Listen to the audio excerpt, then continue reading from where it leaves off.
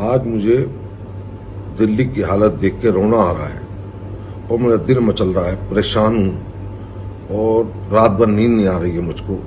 जिस तरह की लोगों की बेचैनी देख रहा हूँ, ऑक्सीजन नहीं मिल रही, दवाइयाँ नहीं मिल रही हैं। मेरा दोस्त इस वक्त तड़प रहा है अपना हॉस्पिटल में, उसको ना ऑक्सीजन, उसके बाद ना वेंटिलेटर है। रात से पर्चा मेरे पास है कि रेमडेसिविर मेडिसिन में उसको कहाँ से ला के दूँ, इंजेक्शन कहाँ से ला के दूँ। उसको कुछ ही देर के अंदर खुदा न खास्ता उसका जो है कहीं उसको ध्यान ना हो जाए। बच्चियां तड़प रही हैं कि कोई दे दो। अस्पताल के बाद न्यू लाइफ हॉस्पिटल के अंदर, न्यू लाइफ हॉस्पिटल में वो पड़ा हुआ है और आज बेबस है। सब कुछ पैसा है लेकिन ना अस्पताल मिल रहा है, ना दवाई मिल रही है, ना ऑक्सीजन मिल रही है। मुझे आज अपने एमएलए होने पर जो है आज फक्र नहीं, बड़ा मुझको बेइज्जती महसूस हो रही है कि हम किसी के काम नहीं आ सके। सरकार हमारी हम काम नहीं कर साथ नहीं दे पा रही है। मैं 6 बार से एमएलए हूँ, दिल्ली में सबसे सीनियर एक ही एमएलए हूँ, लेकिन उसके बावजूद कोई सुनने वाला नहीं, किसी संपर्क नहीं कर सकते कौन नोडल ऑफिसर है, कौन क्या है। तो मैं आज परेशान होकर सिर्फ मैं ये चाहूंगा कि दिल्ली हाईकोर्ट तुरंत प्रभाव से दिल्ली के अंदर राष्ट्रपति शासन लगाने का काम करे। ये मेरी गुजारिश है कि दिल्ली बहुत बुरी है, नहीं तो सड़कों पर लाशें बिछ जाएंगी। तुरंत इस दिल्ली हाईकोर्ट इसका आदेश करे, दिल्ली में जो है राष्ट्रपति शासन लगाया जाए तुरंत प्रभाव से। जी हाँ, तो बिल्कुल ठीक ही सुना आपने। पुरानी दिल्ली के मटिया महल असेंबली कॉन्स्टिट्यूएंसी की 6 मरतबा लगातार नुमाइंदगी करते आ रहे शोएब इकबाल, जो कि पूर्व डिप्टी स्पीकर भी हैं, बेहद मजबूरी, लाचारी, बेबसी के आलम में जो बयान कर रहे हैं, जो कुछ सुना आपने, दिल्ली में राष्ट्रपति शासन लगाने की गुहार लगा रहे हैं। और कहीं और नहीं बल्कि दिल्ली हाई कोर्ट से अर्जी लगा रहे हैं कि अब दिल्ली में इससे पहले कि नौबत वो आ जाए कि लाशें सड़कों पर पड़ी नजर आएं, जिन्हें उठाने वाला भी ना कोई हो, उससे पहले दिल्ली में राष्ट्रपति शासन लगाया जाए।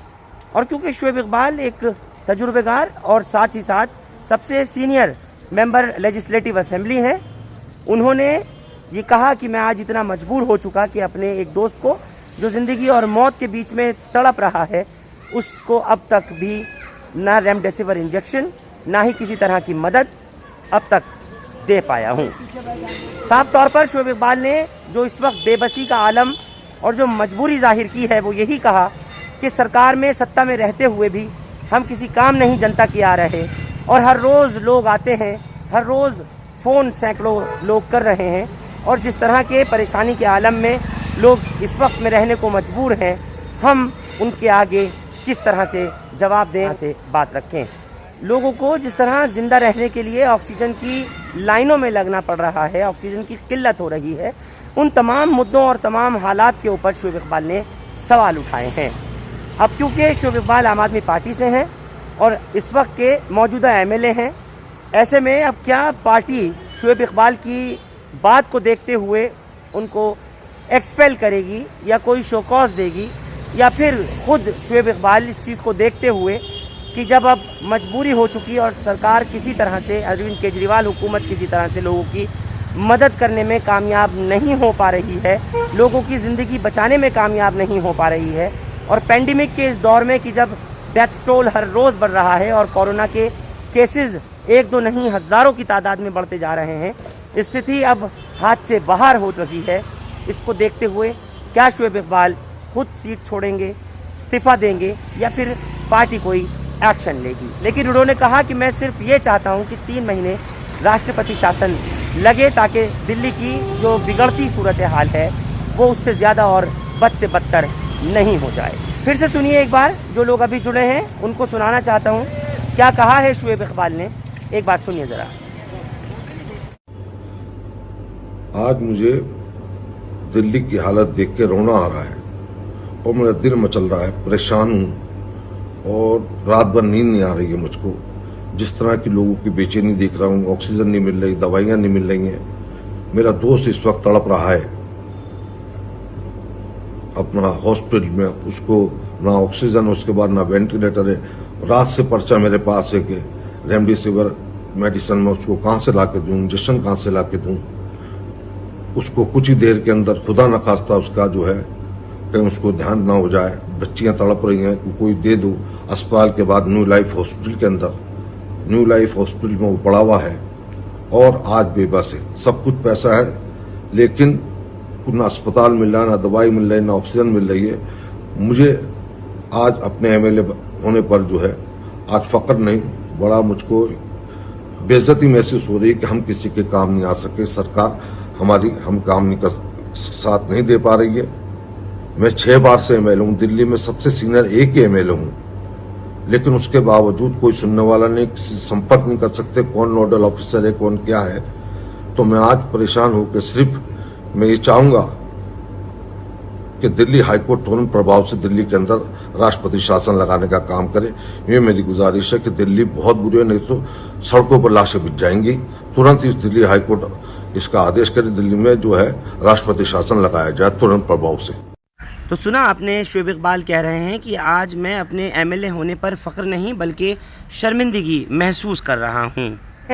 और जो लोग इस वक्त परेशान है, त्राही त्राही मच रही है, उसको देखते हुए मैं अब सो भी नहीं पा रहा हूँ। उन्होंने कहा कि हालात अब इतने बदतर हो चुके हैं कि आगे ऐसा न हो कि लाशें सड़कों पर हों और कोई उठाने वाला ना हो। ऐसा हमने पिछले साल जब पूर्ण लॉकडाउन लगा था, जब ना हवाई जहाज़, ना गाड़ियाँ, ना रेल, ना बसें चल रही थीं, जब लोग बेहद मजबूर हो गए थे और लाखों करोड़ों लोग पैदल चल करके अपने अपने घरों को गए थे, उस वक्त में कि जब माइग्रेंट लेबरर्स यानी जो प्रवासी मजदूर दिल्ली से सफ़र करके उत्तराखंड, बिहार, झारखंड न जाने कहाँ कहाँ जा रहे थे, उस वक्त भी इतनी बेबसी नहीं देखी गई थी। लेकिन अब क्योंकि जीने के लिए ही सबसे बड़ा जो घुटन और सांस की ज़रूरत पड़ रही है और जो स्थिति अब बनी है, उसको देखते हुए हालात बहुत ख़राब हो गए हैं।